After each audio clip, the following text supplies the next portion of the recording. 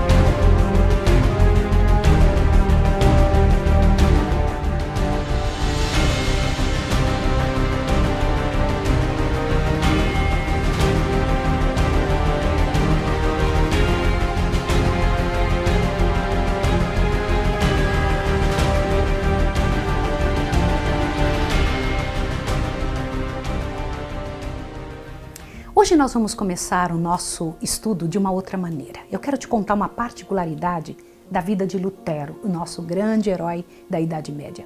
Você sabia que ele se casou? Num grande trabalho que ele havia feito para tentar ajudar umas freiras que estavam presas num convento, entre elas estava uma moça com quem ele se casou algum tempo depois e ele teve 6 filhos com ela. Olha o rostinho dela, observa agora. Esta casa foi a última casa onde eles moraram. Foi levantada uma estátua para ela na frente da casa onde moravam. E o interessante é que essa mulher tinha um caráter todo especial. É considerada uma heroína da Reforma. Dos filhos de Lutero com ela, entre eles, uma filha continuou dando suporte à Reforma. Um dos seus filhos se tornou presidente da Alemanha. Não é fantástico isso? Não é interessante? É muito importante que você saiba esses detalhes para saber o que Deus fez na vida de pais que se envolvem na vida dos filhos, trazendo a palavra de Deus para eles. Os 6 filhos deram gente muito boa no planeta Terra, tá bom? É importante que você saiba disso, que você tenha essas informações do casamento de Lutero, tá bom? Mesmo com a grande bênção que o protesto de Espira e a confissão de Augsburgo trouxeram para a Reforma, ainda assim grandes lutas e conflitos foram travados na Alemanha. Nós nunca saberemos os resultados de uma briga, de uma desavença entre nós na frente de uma pessoa que não professe a nossa fé. Às vezes nós agimos por impulso ou no desejo de defender nossa opinião ou mesmo manter uma maneira de pensar. Brigamos uns com os outros e causamos opróbrio, vergonha para a causa. Não foi diferente com a Reforma. Primeiro o fanatismo, lembra de ontem que nós vimos? Depois as grandes desavenças que o inimigo trouxe um com o outro, bem como os não conversos que mantiveram seu comportamento errado, mesmo carregando o nome de reformadores. Isso tudo manchou a Reforma e enfraqueceu. Isso trouxe angústia muito grande para aqueles que mantinham sua pureza original. Irrompeu a guerra civil. Eu quero te pedir uma coisa, irmão e irmã que está em casa. Faça uma busca hoje, não fique só com o que eu falo aqui. Procure saber o que foi a guerra civil. Nós temos um tempo muito curto para a gente poder explicar para você. A guerra civil na Alemanha foi algo muito sério na Europa, para que você entenda quais foram as situações que estavam ao redor de toda esse momento da Reforma, para que você entenda o que vai acontecer daqui uns dias, porque se repetirá. Então lembre-se, guerra civil, tá certo? Quando irrompeu a guerra civil, a causa protestante foi traída por um dos principais adeptos. E vários príncipes da fé reformada, lembra que os príncipes ficaram a favor da Reforma? Vários deles foram arrastados como cativos. O imperador, que tinha visto tanto sangue derramado dos reformadores que deram a vida, Também viu seus tesouros sendo destruídos e o reino ameaçado de derrota. Agora estava cansado pelo risco que correu e fizera correr o risco também para as pessoas, né, no intuito de acabar e esmagar essa heresia, né? Ele chamava a reforma de heresia. Carlos V foi o grande rei da época, o imperador da época. Estivera a lutar contra a onipotência. Ele tinha lutado contra a onipotência e viu seu exército assolado e o país e o reino destruído enquanto a reforma crescia. Por que eu estou falando isso para você? Embora a reforma tenha sofrido grandes perdas, embora muita gente tenha dado a vida em favor daquilo que acreditavam, o sangue dessas pessoas era como semente, vinha gente por todo lado. Então, por mais que Carlos V matasse pessoas, mas ela surgiu em todos os lugares. E você vai ver hoje que não foi só na Alemanha ou mesmo na Suíça, como nós vimos com Zwinglio, né? Não foi só nessa... Não, veja o que foi que aconteceu. Cansado, envelhecido antes do tempo, consumido pela longa luta, Carlos V abdicou, sepultou-se em um claustro, queria ficar sozinho, não falado com ninguém. Agora, imagine a grande angústia mental que sofreu Carlos V. Dura coisa é lutar contra a onipotência, lutar contra a consciência. Na Alemanha e na Suíça, a reforma tinha tido dias tenebrosos. Dois lados estavam em guerra. Dois lados sofrendo, duas posições. Era o bem e o mal que estavam no campo de batalha. A guerra tinha surgido nas mentes e no púlpito também. Então agora estava a levar à sepultura milhares. Zwinglio e muitos que haviam se entregado à fé reformada caíram no campo de batalha de Keipel. E o Ecolampadius, alguns dias também depois morreu, também deu sua vida. Roma parecia triunfante, mas o onipotente nunca dorme. Sua mão traria livramento e outros seriam chamados para fazer o quê? Para erguer a tocha da verdade. Bendito seja o nome do Senhor. Na França, antes do sol e da luz da verdade começar a raiar, por meio de Lutero e de outros, Deus achou guarita no coração de um idoso chamado Lefebvre. Lembre-se desse nome, professor da universidade, muito culto, era sincero e devoto católico. Em suas pesquisas de literatura antiga, seus olhos foram dirigidos para a palavra de Deus e imediatamente distribuiu para todos os alunos. Lefebvre estava fazendo uma pesquisa longa sobre a vida dos mártires e dos santos e já estava adiantado em suas pesquisas quando ele pensou que talvez na Bíblia acharia mais subsídios. Claro, né? Então a Bíblia deveria falar sobre estas pessoas, estes tais santos que a Igreja Católica deificava. Ele foi lá. Qual não foi sua surpresa quando ele percebeu que os santos que a Bíblia mostrava não tinha nada a ver com aqueles que a Igreja Católica apresentava. Aliás, eu quero fazer uma paradinha aqui. Eu preciso comentar uma coisa com você. Alguma vez, você que está me ouvindo, já parou para pensar de onde vieram estes que são chamados santos? Por que a Igreja Católica diz que eles estão no céu e podem nos ajudar de alguma forma, se nem na Bíblia eles estão? E outra, e principalmente, as pessoas que morrem não vão para o céu, elas não têm consciência, não sabem de nada, você vai entender isso ainda. Por que isso? De onde vem isso? Isso é uma tradição, isso é uma invencionice. É uma das invencionices da Igreja Católica. Com espanto e desespero, abandonou a pesquisa e se dedicou à leitura e estudo da Palavra de Deus. Antes de 1512, ainda antes do Lutero, Lefebvre escreveu o seguinte que eu vou ler para vocês agora. Olha só o que ele escreveu. Presta atenção. É Deus quem concede, pela fé, a justiça que somente pela graça justifica para a vida eterna. Tratando dos mistérios da redenção, ele exclamou: ó, que indizível grandeza a daquela permuta! É condenado aquele que não tem pecado e o que é culpado fica livre. O bem-aventurado suporte a maldição e o maldito recebe a bênção. A vida morre e os mortos vivem. A glória submersa nas trevas e é revestido de glória aquele que nada conhecia além da confusão de rosto. Não parece a conversa de Lutero? Veja, eles nunca tinham se visto. Mas em ambos países do mundo a verdade estava renascendo, estava pipocando aqui e acolá, e Lutero tinha compreendido a justificação pela fé. Não é fantástico isso? Perdão, Lefebvre tinha descoberto a justificação pela fé. Lefebvre entendeu bem o que é a salvação, é um dom gratuito de Deus, mas que pertence aos homens o dever de obediência. Temos o privilégio de receber a natureza divina, e isso é um grande privilégio. Dos discípulos de Lefebvre, Guilherme Farel, lembra de novo desse nome?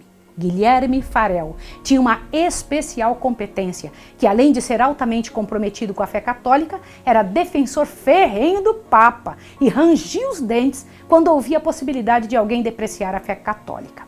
Incansável na adoração de santos, em peregrinações intensas, ia com Lefebvre adornando os relicários e fazendo grandes doações. Mas nada lhe trazia paz à alma. Mesmo com todas as penitências, permanecia angustiado, sofrendo.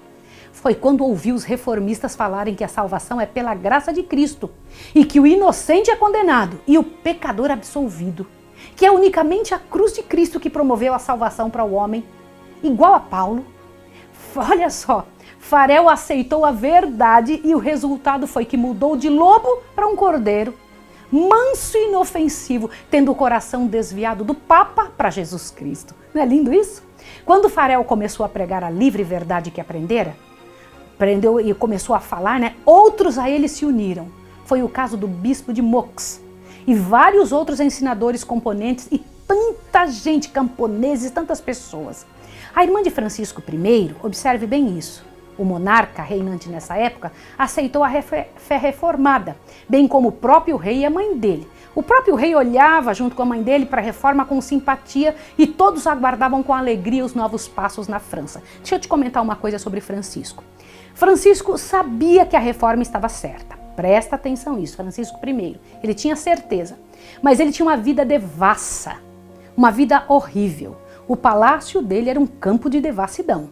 Quando uma pessoa conhece o Senhor, descobre a verdade, mas não muda de vida, ela é vencida por aquilo que ela alimenta. Observe isso. O que ele deveria ter feito? Entendido da verdade e deixado de lado as misérias. Feito uma luta com o próprio eu para que as misérias fossem embora de sua vida. Mas não foi isso que ele fez. Você já vai ver o que acontece com alguém que sabe a verdade e não se rende. O que acontece? Continuemos nossa história. Mas muitas perseguições estavam para irromper. O combate estava sendo preparado no silêncio, enquanto isso o bispo de Meaux ia pregando a verdade ao seu povo, aos clérigos, às pessoas e eliminando os padres imorais e ignorantes, substituídos por pessoas mais envolvidas. Lefebvre empreendeu a tradução do Novo Testamento para o francês e ao mesmo tempo em que a Bíblia de Lutero saía do prelo, também estava saindo a Bíblia de Lefebvre, Novo Testamento pelo menos, em francês. Veja que interessante, eles não se conheciam, estavam lutando pela mesma situação. O bispo não poupou esforços para ser distribuída entre seu povo e a todos que conseguia. Era como água pura para o sedento e era a conversa em todos os ambientes. Em vez de tabernas, agora tinha pequenos grupos nas casas para discutirem sobre as grandes verdades que lhes enchiam o coração. Era uma coisa muito bonita. E esse é o resultado de entrar em contato com a verdade sagrada. As pessoas mudam. A luz da tocha acendida por Meaux foi longe, levando a verdade a muitos corações. Mas a ira do Papa logo apareceu, embora contida em parte pela posição do rei. Lembra que Francisco gostava tinha um apreço pela reforma? Mas o próprio Francisco sabia da vida errada dos padres, entendeu? Ele sabia, ele entendia a quem não era vedado saber da vida errada dos padres. Isso é muito importante a gente entender. O bispo de Meaux, quando teve que escolher entre a fogueira e a retratação, escolheu o lado mais fácil e retratou-se. Olha só. Apesar da queda do chefe, bispo de Meaux era como chefe, Milhares deram seu testemunho frente às chamas, mesmo nos palácios. Muitas mulheres e homens nobres seguiram este exemplo. As armaduras reais ocultavam um coração convertido. Luís de Berquim, lembra esse nome também, por exemplo, educado fidalgo, manso e equilibrado, odiava por especial os reformistas. Mas ao entrar em contato com as escrituras, compreendeu a verdade e esta verdade a esta se entregou em devotamento à causa do Evangelho. Bonito, né? Agora eu vou ler para você mais um pedacinho para você poder entender essa parte. Então, agora estamos falando sobre Luís de Berquim, Agora veja. Como o mais douto dos nobres da França, seu gênio e eloquência, sua coragem indomável e heróico zelo, assim como sua influência na corte, pois era o favorito do rei, faziam com que fosse considerado por muitos como destinado a ser o reformador de seu país. Disse Beza. Berquim teria sido um segundo Lutero, caso houvesse encontrado em Francisco I um segundo eleitor. É pior do que Lutero, diziam outros, né? Os romanistas diziam, esse homem é pior que Lutero. Mais temido era ele, na verdade, pelos romanistas na França. Interessante, eles morriam de medo de Berquim, tá bom? Berquim foi 3 vezes preso pelas autoridades, mas foi solto pelo claudicante Francisco I, que não se decidia pela verdade, mas ajudava os que estavam sendo condenados por sua fé. Muitas vezes Berquim foi avisado do perigo que estava se avizinhando na França e o aconselharam sobre o exílio voluntário. Isso aqui eu preciso comentar com você. O pessoal chegou para Berquim e disse, Berquim, sai da França, vai embora, vai viver uma vida, vai pregar em outro lugar, para com isso. Ele dizia, jamais, jamais vou fazer um negócio desse. Eu tenho uma posição e eu sei o que é certo. Como é importante a gente pedir a Deus esse tipo de caráter. Erasmo, de caráter fraco, instou com ele para ir para algum lugar distante e sumisse, e com isso deixasse de lutar pelo que acreditava. Mas Berquim se tornava ainda mais forte. Ao invés de adotar a postura egoísta sugerida por Erasmo, ele resolveu ser ainda mais claro, acusando os romanistas de heresia, e conseguiu mostrar 12 acusações bíblicas contra o clero, esperando que o rei fosse juiz em um debate. O rei aceitou e pediu que os monges e o clero defendessem a acusação pela Bíblia, o que o amedrontou o clero todo, posto que só sabiam usar as fogueiras e a opressão. Perplexos, procuraram um meio de escape. Eu vou ler para você o que foi que aconteceu. Olha bem, exatamente por esse tempo, uma imagem da Virgem... Gente, essa parte aqui é importante demais você entender. Exatamente por esse tempo, uma imagem da Virgem apareceu mutilada na esquina de uma das ruas. Houve grande agitação na cidade. Multidões de pessoas se ajuntaram no local com expressão de lamento e indignação.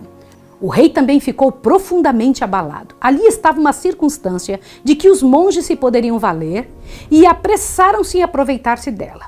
Diziam assim, são esses os frutos da doutrina de Berquim, exclamavam. Tudo está a ponto de ser subvertido. Religião, leis, o próprio trono, por essa conspiração luterana. Peraí.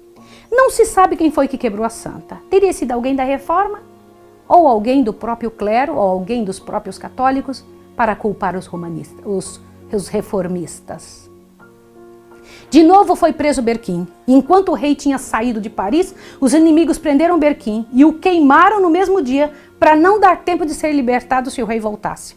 Grande quantidade de pessoas se avolumaram para vê-lo queimar. Era um dos mais nobres da França. Havia dor em todos os rostos, mas o único que trazia paz e alegria no rosto era quem estava sendo queimado. Mas por que Berquim estava assim em paz, quando o carro que o levava cheio de lama e ruídos dos gritos da multidão? Porque estava ao seu lado aquele que vive e esteve morto e vivo estará para sempre. Olha que coisa interessante. Berquim estava vestido das melhores vestes. Usava uma capa de veludo, um gibão de cetim, era cetim e damasco, assim, muito bonito, sabe? E meias douradas. Sentia que estava na presença do Rei dos Reis e queria ir com a melhor roupa. Todos olhavam e alguém disse assim, ele está como quem senta num templo e medita sobre coisas santas. Junto às chamas, Berquim tentou dizer algumas coisas ao povo, mas o clero, temendo o resultado das palavras dele ao povo, começou a gritar e os guardas começaram a bater com as armas no chão, abafando a voz do servo de Deus. Assim, em 1529, viu-se o clero sufocar na forca as palavras sagradas de um moribundo. Berquim foi primeiro estrangulado e seu corpo foi consumido nas chamas. Embora a dor imensa trazida aos corações dos reformistas permanecessem, ainda eles permaneciam ainda mais firmes, diziam, estamos prontos, diziam eles corajosamente. Durante a perseguição em Meaux, os reformadores deram para outros os seus lugares. Farel voltou para sua cidade natal, Lefebvre para a Alemanha. E a verdade pregada por Farel foi logo silenciada. E enquanto ia para a França Oriental, ia pregando e levando luz para onde estava, hospedando-se de casa em casa. E quando essas casas faltavam, até mesmo cavernas e lugares isolados lhe serviam de abrigo. Deus o estava preparando para maiores desafios, porque toda vez que o Senhor Deus nos permite passar por dificuldades, Ele está preparando o nosso coração para coisas mais difíceis, tá? Agora veja o que eu vou ler para você. Não tem faltado as cruzes, perseguições e armadilhas de Satanás, de que eu estava prevenido, disse ele. Não são mesmo muitos mais atrozes do que poderia suportar por mim mesmo, mas Deus é meu Pai. Ele me proveu e sempre há de prover-me da força que peço. Como nos dias dos apóstolos, a perseguição contribuíra para maior proveito do Evangelho. Os que andavam dispersos iam por toda parte anunciando a palavra. Atos 8,4, lembra disso? E assim a luz teve acesso a muitas afastadas províncias da França. Deus tem preparado ainda missionários para a sua causa. Em uma das escolas de Paris, Deus estava preparando um jovem que apresentava excelente rendimento e grandes capacidades para o serviço de Deus. Aplicado e cheio de vida, ele parecia que ia defender muito bem a igreja. De quem eu estou falando? João Calvino. João Calvino, porém, recebeu um raio potente da luz de Deus e os ensinos dos escolásticos e da superstição começaram a ser banidos. Estremecia ao ouvir a doutrina dos novos hereges e não duvidava que merecessem o fogo. Se viu obrigado a provar essa nova doutrina e, em companhia de seu primo, que havia se convertido, logo percebeu que algo não estava muito bem, que algo estava meio errado. Dizia o primo: não há senão só duas religiões no mundo. Uma das Santas Escrituras e outra inventada pelo homem. Tu, Calvino, tem que saber em qual delas tu estás. E Calvino respondia: não quero saber de tua religião. Acha que estive errado durante todos esses anos? Irmãos, não é essa a pergunta e resposta que a gente vê fazendo por aí? Pessoas que estão na religião errada, as pessoas falam: mas você já se perguntou por que sua igreja faz e age dessa forma? Aí eles respondem: mas você acha que a igreja está errada depois de tantos anos? Acha mesmo que eu estaria errado durante tanto tempo, meus avós, meu pai? E essa não deve ser a resposta. Mas Calvino não conseguia ter paz. Em seu quarto se apegava pensando e raciocinando se acaso não estaria mesmo errado. Percebia que as confissões e todas as penitências não trazia paz para sua alma. Foi numa dessas situações de dúvida que Calvino, ao visitar uma praça, viu a queima de um herege e ele se impressionou com o semblante de paz perfeita que o homem expressava, e isso o fez contrastar com sua própria condição escura e desesperadora de alma, embora ele vivesse em estrita obediência à igreja. Ele sabia que os hereges se fundamentavam na Bíblia e correu para estudá-la para entender os segredos da alegria deles.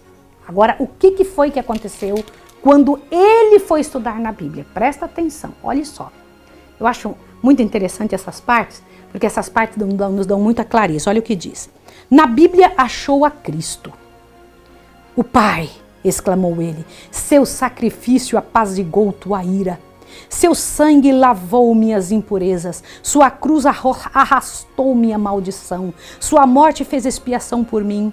Imaginamos para nós muitas tolices inúteis, mas tu colocastes tua palavra diante de mim como uma tocha e tocaste-me o coração a fim de que eu abominasse todos os outros méritos, com exceção dos méritos de Jesus. Não é lindo isso? Você não acha fantástico que ele, ao ler a Bíblia, tenha chegado a essa conclusão? Calvino tinha sido criado para ser um sacerdote e aos 12 anos tinha recebido a responsabilidade de ser um capelão de uma igreja. E ao ir desempenhando seus ofícios, acabou por passar pelo processo de se tornar um clérigo, mesmo sem ter feito as consagrações necessárias. Compreendendo que jamais poderia ser um padre de verdade, resolveu estudar a Bíblia e converteu-se ao Evangelho verdadeiro, né? Embora mantivesse isso em segredo e não se arriscava a pregar. Tímido como era, precisou de muito incentivo para começar a fazer algum progresso como pregador da nova verdade encontrada.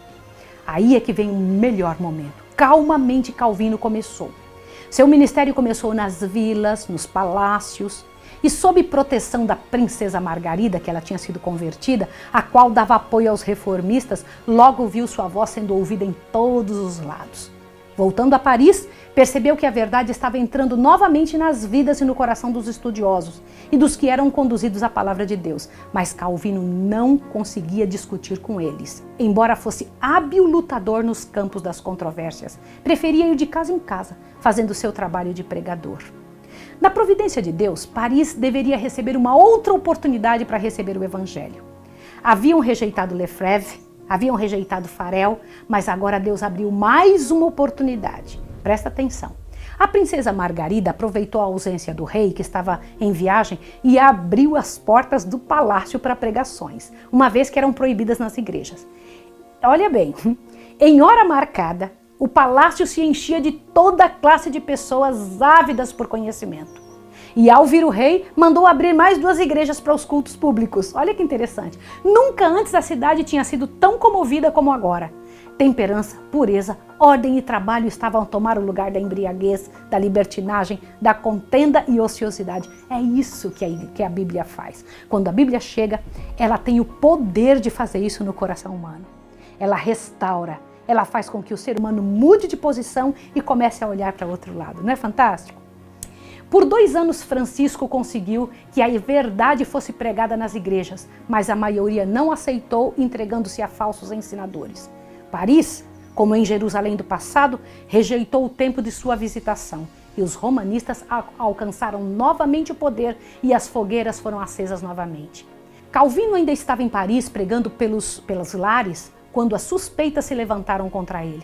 Não tendo conhecido do perigo iminente, estava tranquilo quando amigos vieram à sua casa e tiraram por uma janela quando os algozes estavam batendo violentamente à sua porta, querendo que ele saísse para ser preso. Calvino fugiu e com uma enxada nos ombros passou como camponês e viajou para o sul, encontrando refúgio nos domínios de Margarida.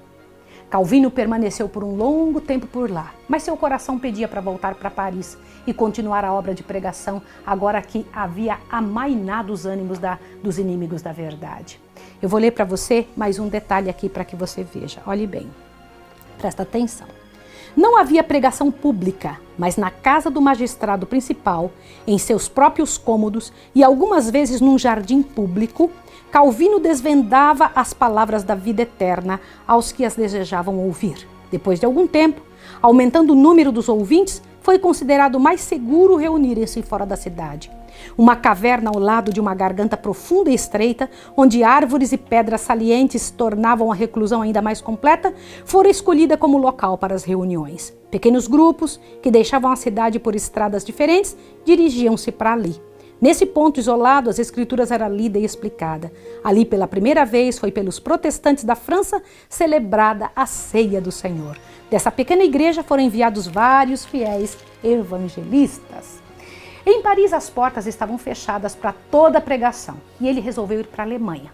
Mal tinha saído de Paris e irrompeu uma perseguição imensa que certamente o teria levado às chamas. Os reformistas, ansiosos em ver a França como a Alemanha e a Suíça, resolveram desferir um golpe contra a superstição. Presta atenção, olhe bem. Começaram a espalhar cartazes contra a missa em todas as paredes. E que em vez de promover a reforma, acabou aumentando o problema. Vou te explicar por quê. E mais, uma mão secreta colocou um cartaz na porta particular do rei. O que é isso que aconteceu? Alguém tinha tido a coragem, tinha tido o atrevimento de enfiar um cartaz desse na porta do rei. E foi com horror que o rei leu as severas acusações contra as superstições, há muitas sustentadas pela igreja. Mas aquele ato mostrou quão vulnerável estava o rei e a audácia de alguém ter a coragem de introduzir tais situações na presença real. Com a voz embargada e mudo de raiva, o rei mandou ir à caça de todo luterano e que eles fossem exterminados. Decidiu-se então pelo lado da Roma culpada. E eu vou te explicar agora uma coisa. Você se lembra que no início eu comentei que Francisco estava claudicante, para lá e para cá, às vezes a favor da reforma e às vezes não. Ele, pela vida errada que vivia, não conseguia se decidir. Agora, no momento de fúria, ele se decide pelo errado, se decidiu por Roma. De pronto foram tomadas medidas para encontrar os luteranos. E um deles, ao ser pego e com medo das chamas, foi conduzindo pelas ruas, olha, com a hóstia precedida a ele, indicando a casa de todo outro protestante. Aquele ato era uma honra ao Santo Sacramento em resposta aos cartazes contra a missa. O traidor parava e, sem qualquer sinal, olhava para a casa do protestante, que era retirado de sua casa e arrastado e acorrentado. Não se poupavam casas, mesmo os clérigos e os de universidade. Morim, agente oficial do rei, fez abalar toda a cidade, era o reinado do horror. As vítimas foram torturadas e o lume foi abaixado das fogueiras para que queimassem mais devagar e provocassem maior dor e sofrimento. Meu Deus do céu, imagine isso. Cadafalsos, fogueiras e escárnios, misérias por todos os lados. Mas essas atitudes só mostraram diante do povo qual é mesmo o caráter do romanismo. Não havia púlpito como as fogueiras de mártir. A maneira como morriam e o perdão oferecido àqueles que o atormentavam era uma testemunha viva de que o evangelho causava no coração da pessoa. A Igreja Romana, a fim de aumentar o medo popular, inventou que os luteranos estavam a forjar a morte do rei e um massacre aos católicos. Porém, sem nenhuma prova, faziam com que fossem odiados nossos irmãos do passado. Estas palavras tiveram um cumprimento exato mais tarde, porém não pelas mãos de qualquer luterano. 300 anos depois, o rei mesmo foi assassinado e o povo esmagado. O rei da época de 300 anos depois. Terror se apoderou de todos. Mas o caráter dos luteranos claramente se via na educação, no cuidado com que agiam diante das situações, sejam elas quais que fossem. Cargos de confiança e honra foram subitamente encontrados vagos. Cortesãos, alunos, universitários, muita gente saiu de Paris, mostrando que estava a favor do protestantismo. O clero ficou espantado ao ver quanta gente estava pronta e contra eles. Mas o que estava ao seu alcance foram brutalmente presos. As cadeias ficaram lotadas e o ar estava obscurecido com a fumaça de tantas fogueiras a arder que foram levantadas. Francisco I tinha se gloriado de ser o dirigente do maior movimento a favor da cultura e do aprendizado. Ele agora tinha reunido em seu reino homens cultos de saber e altíssimo grau de eloquência. Agora, depois disso que ele tinha feito, cego pelo trabalho inimigo que estava empreendendo, mandou fechar a imprensa de toda a França. Veja, um homem que tinha lutado pela cultura mandou fechar a imprensa. A cultura não se salvaguarda para uma pessoa tomar decisão altamente equivocada. Não adianta, se a pessoa não tiver Deus, ela sempre vai errar. A Igreja Romana exigia que o rei desse prova do desagrado dele com a atitude dos luteranos. E foi assim que em 21 de janeiro de 1535, com as ruas cheias de pessoas levadas a ver, foi feita uma grande procissão. Vou ler para você o que foi que aconteceu. Presta atenção. Das casas, ao longo do itinerário, pendiam panos de lutos. Erguiam-se altares a intervalos. Diante de cada porta havia uma tocha acesa em honra ao Santo Sacramento. Antes de raiar o dia, formou-se a procissão no Palácio do Rei. Primeiramente vinham as bandeiras e cruzes de várias paróquias. A seguir, apareciam cidadãos caminhando 2 a 2 e levando tochas. Vinham então os 4 ordens de frades, cada qual em seus trajes peculiares. Seguia vasta coleção de famosas relíquias. Após, cavalgavam senhorialmente eclesiásticos em suas vestes de púrpura e escarlate e com adornos de joias. Uma exibição magnífica e resplandecente. Depois você vai entender por que a Igreja Romana tem essa pompa e esse aparato todo que é para tornar os seus sentidos submissos.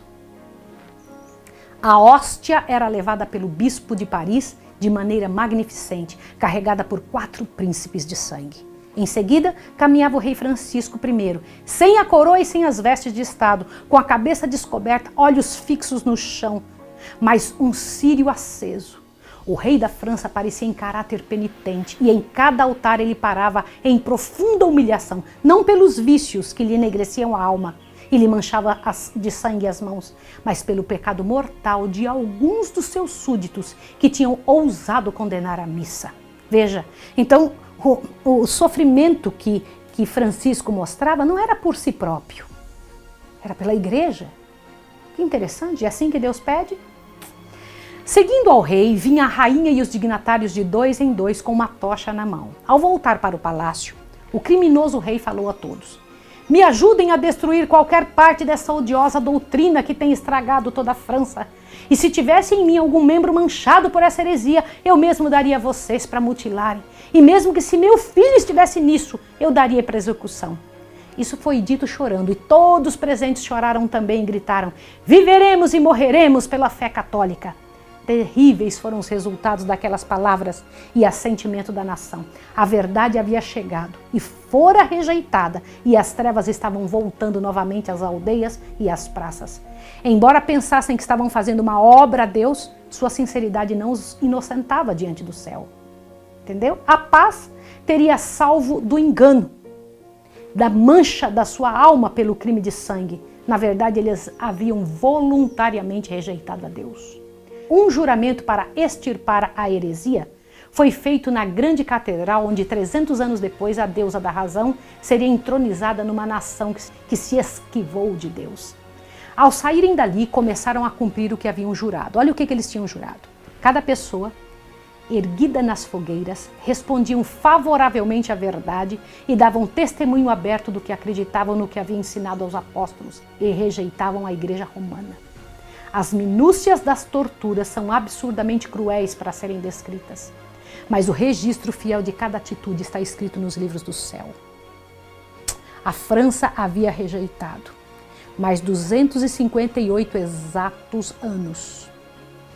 Depois que houve estas queimas, no dia 21 de janeiro de 1793, passou pela França outra procissão com um intuito muito diferente.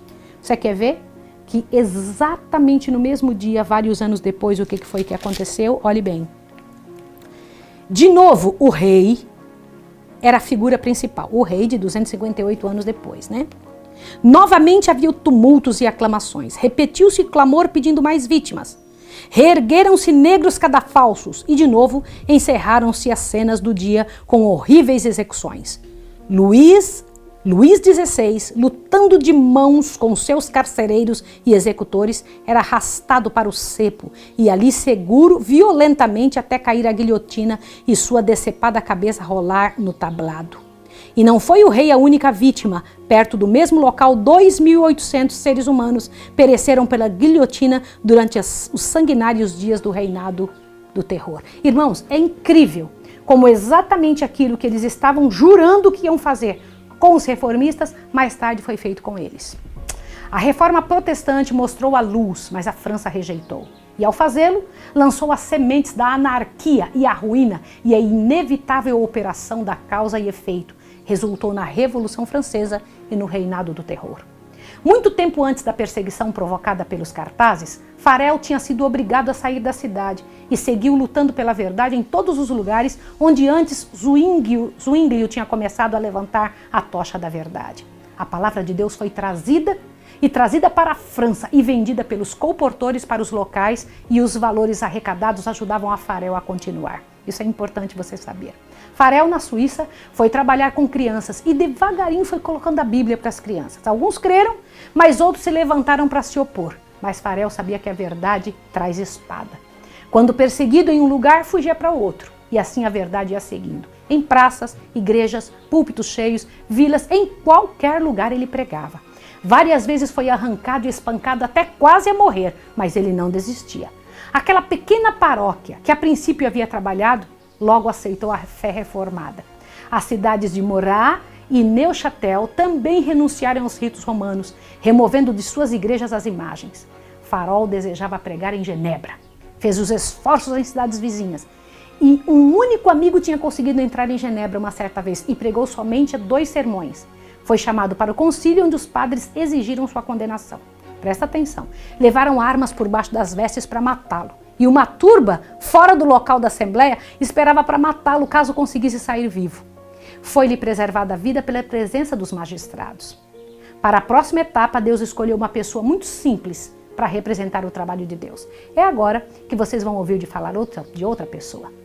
Anthony de Froment pregava para as crianças e usava a Bíblia. Logo os pais vieram ouvir e encheu-se as salas e multidões estavam extasiadas. Assim a verdade chegou a Genebra. A cidade já se havia decidido pela reforma quando Calvino entrou por suas portas.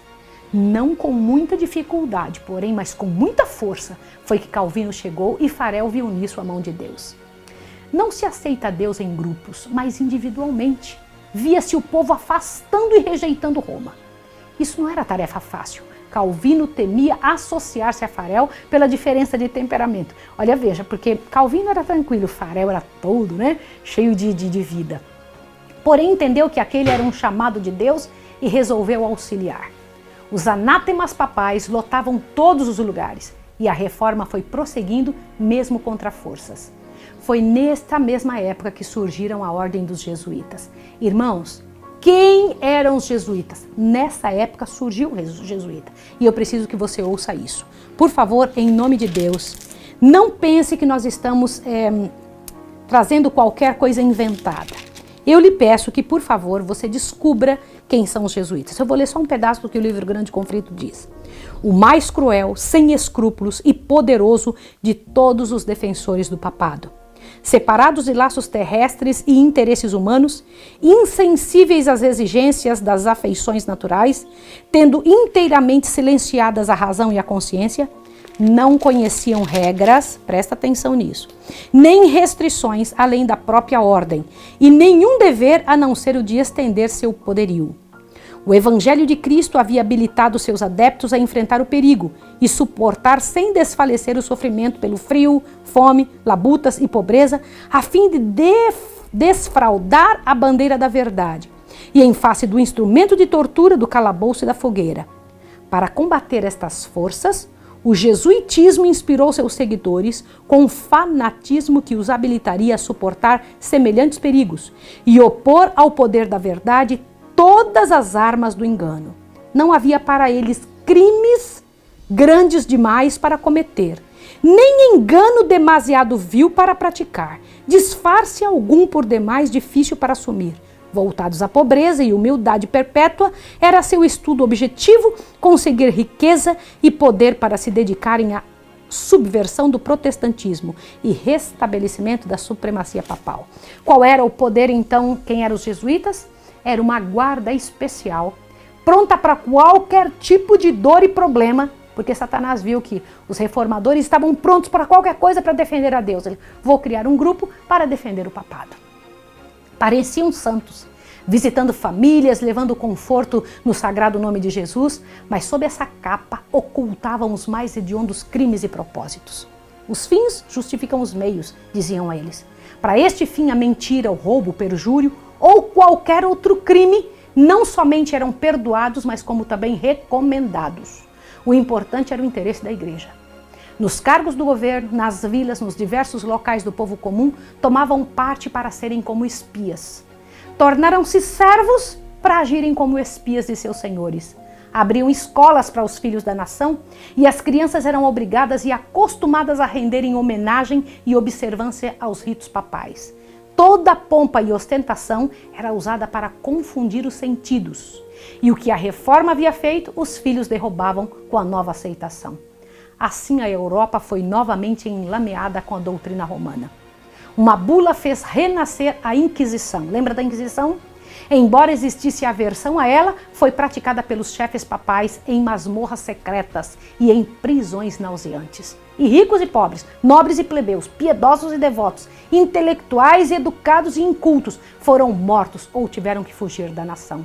Tais foram os meios adotados por Roma para apagar a luz da verdade, da reforma e retirar a Bíblia da mão dos homens.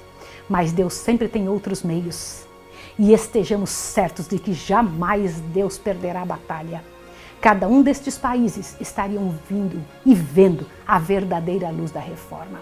Durante 30 anos, Calvino trabalhou em Genebra, lutou como pecador comum, mas era decidido.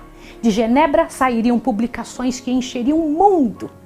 E a cidade de Genebra seria novamente aceita e transformada. Depois, ao voltarem para seu próprio país, levavam de volta a verdade livre que haviam aprendido, aquela que eles haviam aprendido a resistir à tinaria de Roma.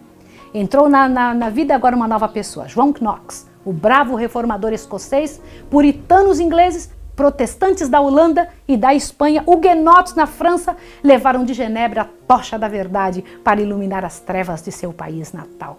Aleluia! Louvado seja o nome de Deus. Quando eu paro para pensar coisas assim, eu fico pensando, meu Deus, como Satanás luta por uma causa sem vitória. As vitórias que Satanás ganha são sempre pequenas, são sempre limitadas. Embora possa fazer alguns caírem, daqui uns dias vão ressuscitar pela graça e poder de Jesus. E é isso que nós temos que ficar em mente. A verdade ia seguindo de país em país, de casa em casa, de coração em coração. E pela graça e poder de Deus, nós também, como reformadores, aqueles que estamos hoje, pela graça e poder de Jesus, fazendo esse trabalho lindo de levantar a tocha de Deus, vamos continuar o trabalho que eles iniciaram. Eu quero orar com você agora. Vamos orar? Querido Deus e amado Pai, louvado seja o teu nome porque eu sei que tu nos darás a força que deu a estes heróis. Em tuas mãos nós nos colocamos, dizendo que nós queremos que o Senhor faça em nós tudo o que o Senhor pensar, para que a tua palavra, a tua tocha ilumine outros corações. Em nome de Jesus. Amém. Que Deus abençoe você e até amanhã.